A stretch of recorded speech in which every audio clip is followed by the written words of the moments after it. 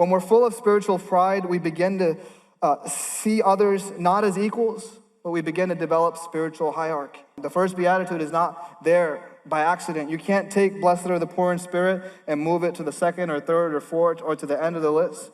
All of them fall apart without this idea that we approach God's kingdom spiritually broke. Here's what that means. It will be impossible for you to mourn with others if you have spiritual pride. Meekness is impossible when you're puffed up with spiritual pride. You cannot show mercy to another human being if your spiritual pride has separated you from them. You cannot truly love your enemies if you're full of spiritual pride. There's been so much spiritual pride in the air, in the culture. Christians on one side claiming they're right, Christians on the other side claiming they're right. And we forget that the core message of the gospel is that we follow a God who laid down his very life for those who hated him.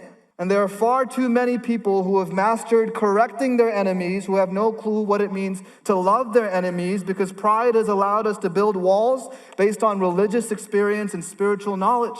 Pride gets in the way of relationships that God has brought together. What if it's the place that we begin is the examination of our own hearts and our own spiritual pride? The Bible says, do nothing out of selfish ambition. Rather, in humility, value others above yourself. Spiritual poverty allows us to see all 8 billion plus people on this earth as image bearers of God, created by him, loved by him, and all in need of his mercy.